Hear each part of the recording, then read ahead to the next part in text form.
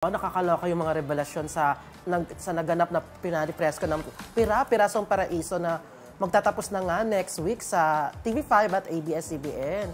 Kasi kwento ni Miss Rosana Roses, ito daw si KD Estrada, talagang binabantayan yung kanyang ka-love team na si Alexa Ilacad. Hanggang pag nagsi-CR daw ito ay binabantayan. Sinasamahan? Oo, sinasamahan. Ganun ka... Gentleman at ganun ka-alaga ni KD kay Alexa.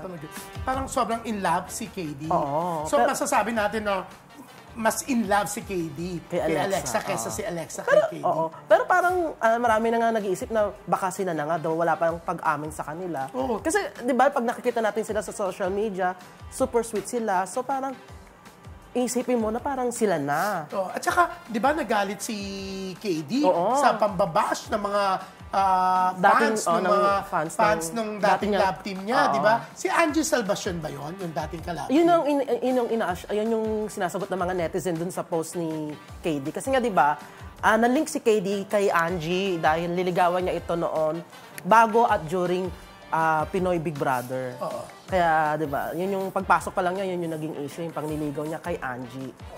Na dinedma naman ni Angie, di ba? Talaga? Hindi kaya nagsisisi na si Angie ngayon? May mga career naman siya.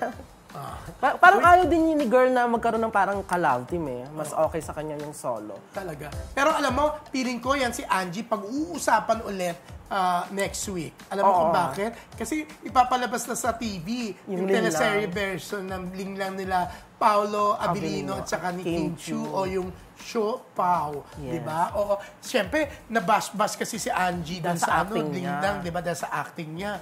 Oo. So, feeling ko, masiship ulit doon yung issue, di ba? At saka balita ko, mas dumami yung eksena nila Angie at Kay... Sino nga yung isa pang binabas? Kais ba siya? Kais yung isang guy. Kais ano? Kais Matias ba yun? Hindi. Si Rhys Matias yun. Rhys, magkatunog. Anak ni Herbert naman yun. Okay, kasi nga, dahil nga dito daw sa Linlang, the teleserye version, 60% nang hindi napalabas sa Prime ay mapapanood dito. So dapat may abangan pa rin yung Linlang, di ba? Pero sande, going back nga kay KD, so hanggang ngayon ba, galit na galit pa rin siya sa mga fans nila ni Angie na talagang binabash kung ano-ano mga pinagsasasabi against Alexa? Yes, pero nagbigay na siya ng warning eh. Anong warning? Na wag na i-bash si Alexa. Sinunod ba yung warning niya? Siyempre, may ibang hindi pa rin. Pero at least, makita mo yung parang... Nabawasan na. Pag-depend, pag-protect kay Alexa na itigil nyo na. And ayaw na daw na niya makonect dun sa dati niyang ka-love team nga. Ako ba, pag binabash, pinoprotect mo? Hindi ko pa naman nababasa. Hindi lumalabas sa feed ko, talaga. Walang mga bashing sa akin. Ako, natatakot yata sila, baka daganan ko sila.